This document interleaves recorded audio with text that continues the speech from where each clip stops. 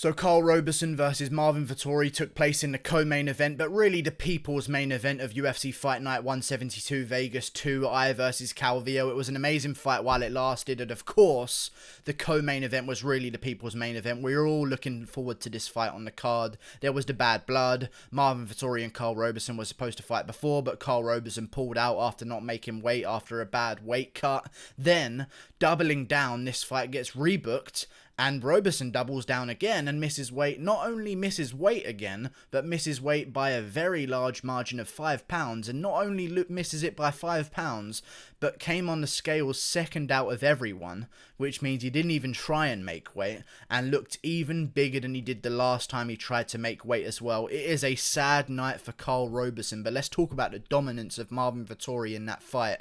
Jesus, Marvin Vettori is a savage. He just is. Like, Marvin Vettori just went out there, completely obliterated him. I did not see the fight going like that whatsoever. I thought it was going to be a back and forth exchange on the feet for a very long time before Karl Roberson ate too many body shots. My prediction was that Marvin Vettori TKO'd him in the third round. I did not see Marvin Vettori just going out there, getting straight to work in the grappling department, showing us how good of a grappler he is, and just completely ragdolling Karl Roberson. I mean, Karl Roberson had some moments, and I do want to give credit to Karl Roberson. I know it's very easy right now to all shit all over Karl Roberson because he kind of deserves it, but even still, I mean, he had some good moments. He was in a guillotine at one point, and Marvin Vettori's guillotine is no joke. He submitted a Brazilian Jiu-Jitsu black belt in his UFC debut with a pulled guillotine, an arm in guillotine. They're no joke. When Marvin Vettori gets your neck like that, it's problems.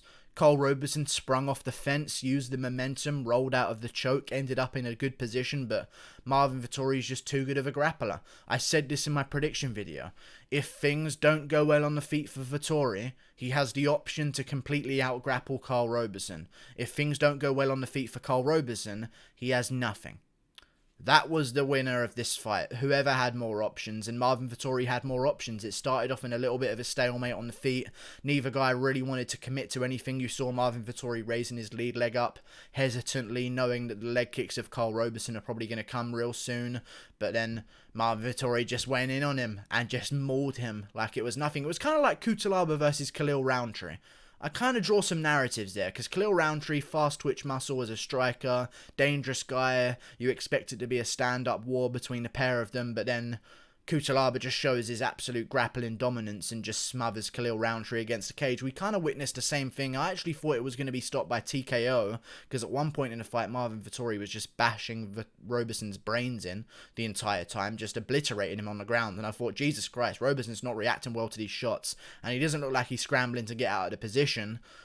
The referee could step in here if Vettori keeps pouring on the pressure, and Vettori's looking at the referee as well. But then Roberson scrambled a little bit, showed some movement, showed he was still in there, but Vettori just went straight to work. Okay, you don't want to go out by TKO, we'll go by submission instead. Sunk the hooks in, got the back, rolled Roberson over, got the rear naked choke and done it in the first round. That's the performance we've been looking for out of Marvin Vettori his entire career. He's had these performances this was the biggest moment in Vettori's career, the biggest spotlight, co-main event of a fight night, and he does it like that. That is how you seize the opportunity. You don't miss weight by 5 pounds. You don't miss weight like Jessica Eye and then have a bad main event anyway. You go out there, seize the opportunity, seize the day. You've been given co-main event. Although Marvin Vettori versus Karl Roberson is a good fight, it is not co-main event of a fight night worthy even. It was just the best fight on this card because this card wasn't anything special, but still took advantage of the co-main event slot. Marvin Vettori's the new big name in the UFC. Seriously, in that middleweight division, he's the new big name. He came out in his post-fight interview and said, I haven't had a beer for since January, man. I haven't had a beer. I'm kind of autistic, man. I have the autism, you know. It was funny. The timing of it was funny. I liked it. A lot of people were going to chuckle about that in the post-fight interview that gets uploaded on YouTube, which I hope it does, even though he was swearing a lot. He didn't call out anyone after the fight, but come on. Dominance from Marvin Vettori. Grappling dominance. I feel like if Marvin Vettori goes out there with that game plan more often on certain guys and just looks to grapple from the opening bell, because normally Vettori goes out there and looks to strike with guys. He likes to strike with guys. He wants KOs. He knows that's what's going to garner him attention. But I wouldn't be angry if he went out there and started shooting some takedowns on Omari Akhmedov in their rematch. That was a draw the first time. It was a close fight. I thought it maybe could have gone to Akhmedov, but it was a razor close fight. I don't mind a draw. You know, Marvin Vettori versus Omari Akhmedov 2, the rematch to settle the differences against a ranked opponent in Omari. I would pick Marvin Vettori there. I think I pick him against a lot of guys in the rankings right now, including Antonio Carlos Jr., who he lost to. I think I would maybe even pick him to win against Uriah Hall. I know Uriah Hall's probably got good striking and better striking than Karl Roberson, but hey, if Vettori goes out there and gets a double leg on Uriah Hall and takes him down, we've seen Uriah Hall smushed on the ground plenty of times in his career. It's his one problem. If Vettori goes out there and takes him down straight away and does what he did to Roberson, I'm not saying it's going to be that way, but that could happen. Marvin Vettori just showed us that he can compete with the top of the division. He belongs at the top of the division, and I'm looking forward to what they do with him next. I wish he would have given us a definitive call-out. However, he did mention the Adesanya fight. That's better than a call-out of a ranked fighter, in my opinion. I think him attaching himself to the Adesanya name in the co-main event of a fight night is going to actually garner him more attention than just calling out Omari Akhmedov, because no offense to Omari Akhmedov, not quite a bigger name as Israel Adesanya. I like where Roberson's going with this. He knows he lost to Adesanya, but he knows it was a split decision, so he's going to play with that a bit. Very smart guy, Marvin Vettori. Very smart guy. He's going to play the narrative of split decision. It was a close fight. Who cares who won? You think you won. I think I won. Let's make the rematch. That's the narrative, and if he keeps saying it, that's what's going to be in the promos.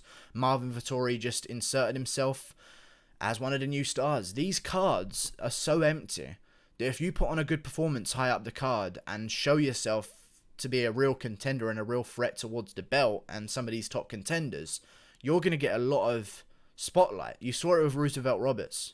You see it with a lot of these guys that maybe shouldn't have belonged on the main card in the first place, but got there because of how shit the cards were. Now all of a sudden becoming huge names. Vettori just got that treatment. I'd like to see him stay more active after a very dominant victory. I don't think he's going to stay more active. I think he's going to take a little bit of time off, which I don't blame him for, because he did cut weight back to back. And that's kind of the most damage of the fight, really. Like, when you really consider things, the weight cuts back to back for Marvin Vettori probably did more damage than he took in the Roberson fight. The only real damage he took in the fight against Roberson was Roberson threw like a crescent kick at one point and ended up catching Marvin Vettori with it. It was I don't even know what it was. It was a flash and a blur to me. I looked at my screen. I was like, oh, he just got hit with a kick or something. And then Marvin Vettori said, you know what? Don't need to risk this on the feet whatsoever. Here's a double leg takedown. Have that for nice. And he didn't like it. Roberson did not like it. It was not nice for him. Vettori destroyed him, and I think the next best opponent for him would be the Omari Akhmedov rematch. I think that makes a lot of sense. I wish I would have added this into my parlays, but I couldn't because the betting company I bet through don't like when guys miss weight. They just completely don't let you bet on them, especially if they miss weight by five pounds. That's a big difference, and there's no real way to predict what's going to happen after that. However, I would have put him on my parlay. I'm ashamed that I didn't. I got a good parlay. I got all of them correct, all 5 of them. I'm very happy about it. Marvin Vettori just put on a statement, though. I need to see him versus Omari Akhmedov too. Akhmedov is not going to get an opponent in the top 10 right now. He needs one more. That one more could be Marvin Vettori and the one guy in the division that he hasn't beaten and has gone to a draw with. I think it makes sense. If they want to put him against a bigger name, Ian Heinisch is fighting Brendan Allen next week. If Brendan Allen wins and gets ranked, Marvin Vettori is going to be looking for an opponent. If Krzysztof Jotko needs an opponent, Marvin Vettori's right there as well. If Antonio Carlos Jr. wants to do the rematch with Marvin Vettori because it was close the first time, that can happen as well. If Brad Tavares wants to risk his position, even though he's coming off a lost streak, to fight Marvin Vettori, we could build the narrative that he's following the steps of Israel Adesanya. Who knows? Maybe we can do Vettori versus Brad Tavares, and then see who wins out of Gastelum versus Hermansson. If Gastelum wins, we could maybe do, if Vettori beats Tavares, Vettori versus Gastelum, and we could build this narrative that Vettori is tracking down Adesanya by going after his former opponents. I think that would be a great way to build this title fight if Vettori eventually gets there, which I feel like, after doing that to Karl Roberson. Karl Roberson is a guy, and I know a lot of people are going to shit on Karl Roberson because you don't miss weight. You don't act the way you do after missing weight as well and still try and be arrogant and talking shit. It doesn't work like that, especially when you miss weight by 5 pounds. No one likes that shit. However, Karl Roberson's a phenomenal fighter. You know, went to a decision and beat Roman Kopylov very convincingly in Russia, in St. Petersburg. Roman Kopylov is no slouch. He was a young up-and-comer, absolute savage of an up-and-comer that a lot of people were looking at to break into the rankings, but Karl Roberson shut that shit up, put on a great performance, even when Roman Kopylov cut him in the eye, and Roberson fought the third round one-eyed with a massive split through his eyelid, still won the fight. Karl Roberson is a beast. He is. Vettori's different levels. That's just how it works sometimes. Sorry, Roberson. Unfortunate. Roberson, in my opinion, should consider moving up to light heavyweight. He clearly has a problem with making weight at middleweight. He should not keep putting himself through that. There are a lot of light heavyweights right now that are just clingers on that I think that Roberson could have some success against. Like, for example, if Roberson decided that he was going to be taking on OSP when OSP returns to light heavyweight, colour me intrigued. I think that'd be an interesting fight. But for Vettori, he's looking up them rankings. Great performance. Easy rear naked choke. Vettori gets it done. Italian power. I'm not Italian, but I'm jumping on the bandwagon, you know. I'm Italian now. That's how it works. Marvin Vettori wins a big co-main event fight. I change my ethnicity. That's how it happens. Like and subscribe. Thank you for watching. Click that button there. Goodbye. Big win from Vettori.